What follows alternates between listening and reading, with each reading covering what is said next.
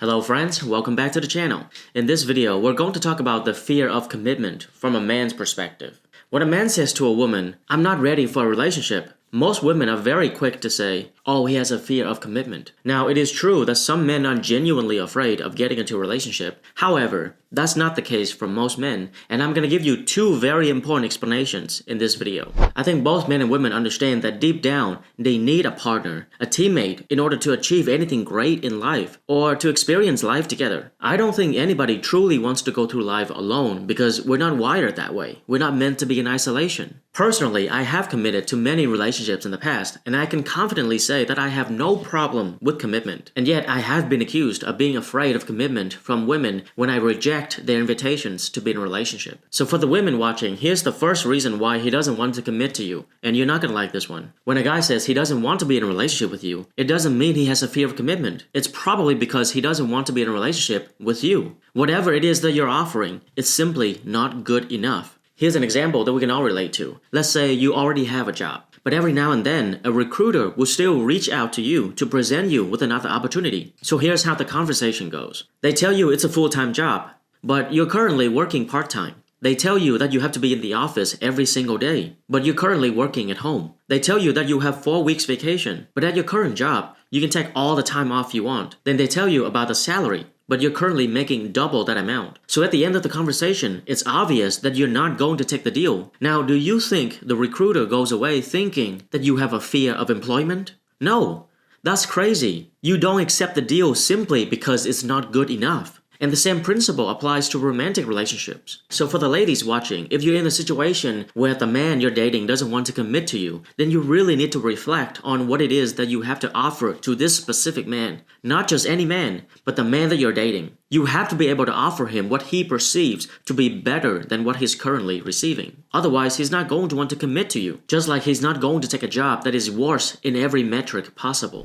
Now you might say, "Ben, I know my worth. I'm pretty, kind, considerate, supportive. I have a lot more to offer than what he's currently receiving. I know this, and he knows it, but he still doesn't want to commit to me. Why is that?" Well, here comes the second reason. He is at a stage of his life where he is not ready for a commitment. What do I mean by this? When you first started dating, you enjoy going out, meeting new people. You're getting to know what you like, what you don't like, right? You're just kind of going with the flow and see where it takes you. Now, some people enjoy the variety and the novelty of a new relationship. You might have a roster of people who you have casual relationships with. Other people enjoy being with just one person. They want to connect at a deeper level. They want to share experiences with that person. But as we grow and mature, I think most of us, not all, but most of us will begin to value a sense of genuine connection that comes with being with just one person. Now, some men will never get to that point where they will be ready to commit to a woman. It could be because of their past trauma or experiences or whatnot. However, I think most men will get to that point where they want a genuine connection. But here's the problem. Stay with me, okay? In this day and age, as you're scrolling through social media, you're being exposed to a false reality. We see images of people traveling to amazing places on Instagram. We see people celebrating their achievements on Facebook. And over time, when you're constantly being exposed to this type of media, it creates a certain level of entitlement and a sense of pressure to be someone great. We believe that we are entitled to a great life without any struggles, just like everybody on Instagram. We feel like we are entitled to an amazing job, just like everybody on Facebook. We are entitled to a healthy relationship without any work that is supposed to be easy. So with this sense of entitlement, most men get hung up on the idea that they need to be a millionaire by the time they're 25 years old and have traveled to 20 countries by the time they're 30 years old. They gotta make this much money. They gotta be a certain status in their career. They have all of these things that they need to check off their list before they're ready to commit and settle down with a woman. Now, you see the problem here, right?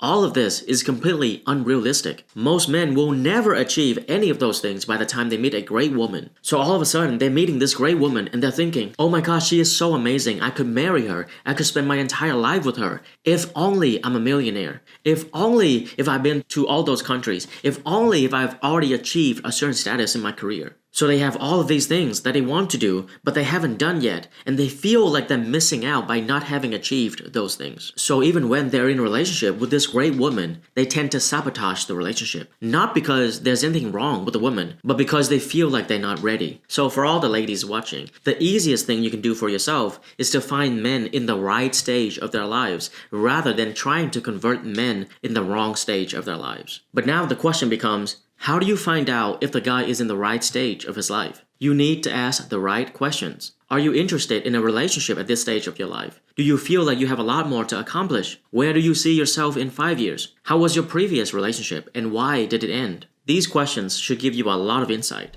If you find this video helpful, I got another one you might find interesting. I talk about the harsh reality of being valued for more than just sex. This is another tough pill to swallow. Click here if you want to check it out. Until next time, stay curious.